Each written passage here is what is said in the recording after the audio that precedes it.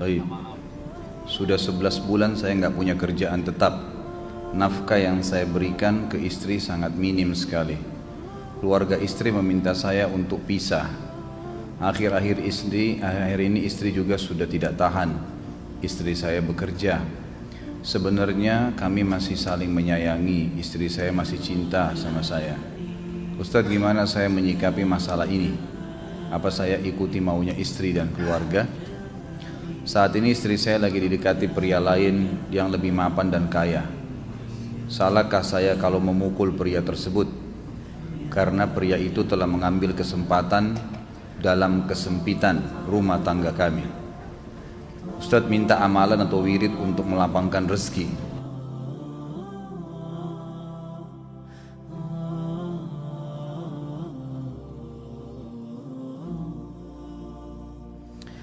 Yang pertama sekali, saya menyarankan Anda saran dari laki-laki ke laki-laki.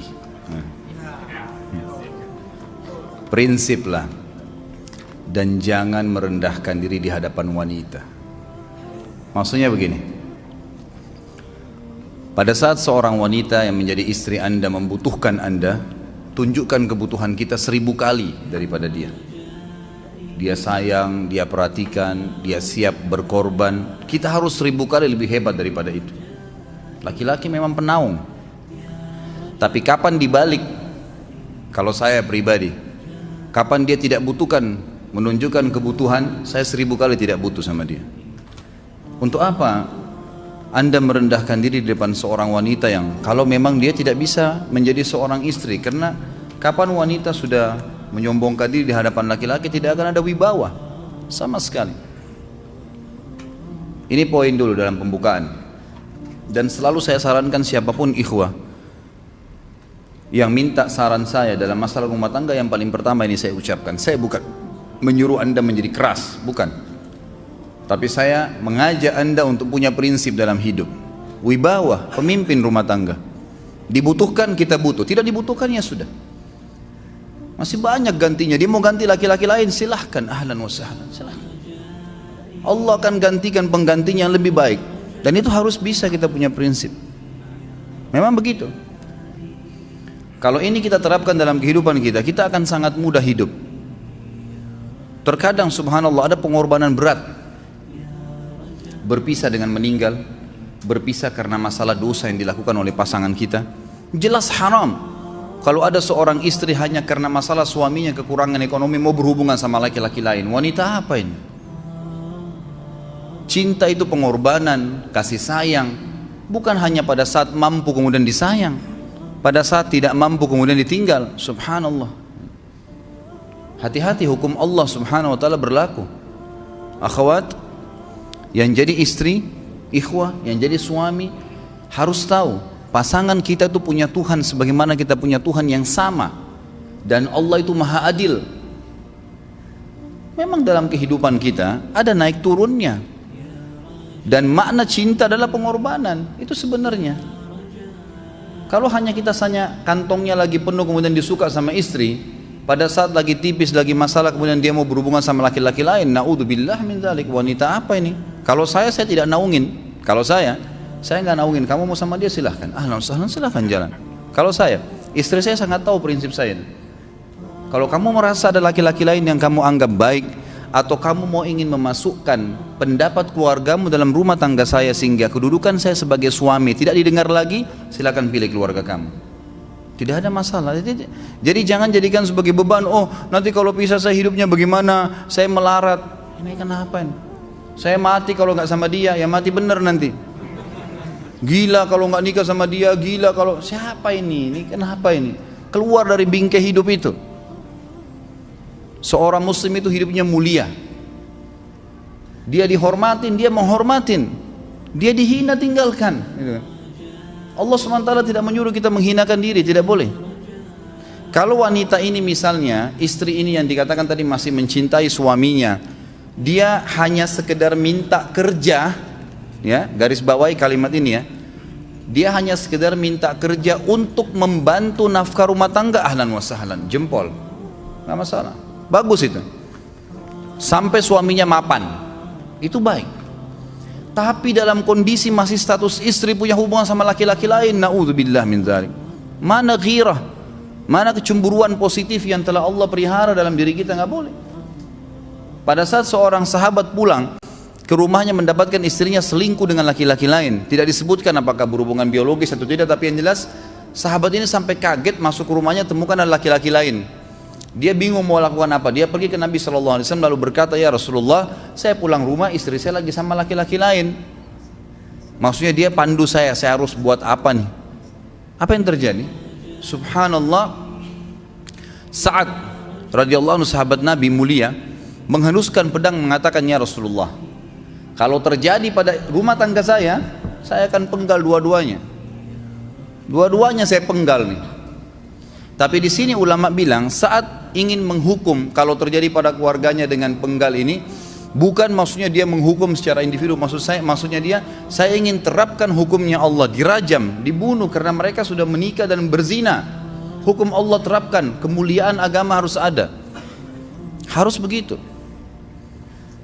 Seorang istri yang mau tinggal di bawah naungan kita sementara kita sudah berkorban di bawah terik matahari, sudah bekerja, sudah memilih dia dari sekian banyak wanita, kemudian dia mau berkorban, hormatin dia, junjung dia, lindungin dia, rangkul dia, gitu kan? Bela dia, memang harus begitu. Tapi kalau masih dalam naungan, kemudian sedikit himpit masalah ekonomi lalu berhubungan sama laki-laki lain, naudzubillah, jangan dipertahankan. Berbahaya sekali, gitu kan? Jangan Anda menjadi laki-laki lemah gitu. Saya kemarin ditelepon oleh 2 orang sekaligus, subhanallah. Sahabat dekat telepon kepada saya, laki-laki. Ustadz, maaf mau ngomong sebentar. Baik, silahkan. Ustadz, saya ini istri saya pulang ke rumah ke kampung ayahnya ibunya karena alasan mengurus ayah dan ibunya. Akhirnya saya sama anak-anak ditinggal di sini sendiri. Setiap kali saya panggil pulang, dia bilang sudahlah saya nggak mau pulang. Kalau mau nikah lagi silahkan. Dia bahasakan begitu. Bagaimana sarannya Ustadz? Saya bilang nikah lagi. Dengan tegas saya bilang nikah lagi. Kalau tidak terbuka pintu fitnah. Perempuan itu kenapa harus pilih orang tuanya? Tidak boleh secara syar'i. Nggak boleh. Sudah menerima akad nikahnya seorang laki-laki, laki-laki itu yang dinomorsatukan di atas ayahnya, nggak ada alasan. Kalau suami izinkan boleh urus orang tua, kalau nggak diizinkan tidak boleh, nggak boleh. Bagaimana dia tinggalkan suaminya sama anaknya? Kaget itu saya katakan begitu. Iya, bahkan sekarang hukum poligami sudah wajib bagi Anda, nggak boleh. Wajib sekarang. Ini ragu mau melangkah seakan-akan poligami itu dosa, padahal dia ditinggal oleh istrinya. Bagaimana bisa ini? Ada laki-laki seperti ini nggak punya prinsip, harus melangkah. Dia sudah dapat jawaban saya dikasih ini, Ustadz teman saya juga mau bicara, masalahnya sama lagi. Ustadz istri saya tinggalkan saya, Ustadz kayak mau menangis. Sebentar, jangan pakai nangis laki-laki. Apa ini cengeng? Ditinggal wanita nangis, subhanallah. Orang nangis itu ditinggal meninggal Rasulullah SAW, ketinggalan sholat subuh berjamaah, itu nangis. Nggak jadi jihad, nah itu nangis. Ditinggal perempuan nangis, la ilaha illallah. Allah ciptakan perempuan lebih banyak daripada laki-laki. Ini bukan menurunkan martabat perempuan ya. Artinya harus seorang pemimpin itu punya wibawa. Nggak bisa, kalau nggak akan dianggap remeh nanti. Istri itu dinaungin, dilindungin, dididik, diberikan haknya ia. Berikan berlipat-lipat penghormatan sebagaimana dia berikan satu penghormatan, nggak apa-apa. Tapi jangan sampai menginjak martabat seorang pemimpin, tidak boleh. Akhirnya saya sampai bilang sama dia, akhi, ambil keputusan. Kamu mau balik sama saya berumah tangga di sini, atau kamu pilih rumah orang tua kamu? Oh, saya pilih orang tua saya, baik, saya ceraikan kamu sekarang. Assalamualaikum, tutup telepon, selesai. Jangan lama-lama. Cengeng sekali. Udah sujud sama Allah, saya masih berat cintanya Allah. Ia minta kepada Allah subhanahu wa ta'ala, minta gampang dihilangkan dari hati. Sebagaimana dia datang dia bisa keluar, gampang itu. Subhanallah ya, jangan terlalu mencintai dunia berlebihan. Kalau saran saya, kalau istri Anda ini tanya baik-baik, kalau kamu bekerja hanya karena mau bantu nafkah rumah tangga sekarang, ahlan wa sahlan, silahkan. Selama pekerjaan halal, antar dia ke tempat kerjanya, muliakan dia, jaga, jemput pada saat pulang, Anda pembelahnya, begitu. Tapi kalau berhubungan sama laki-laki, ada subhanallah suami depannya dia istrinya telepon laki-laki lain dan dia menerima itu.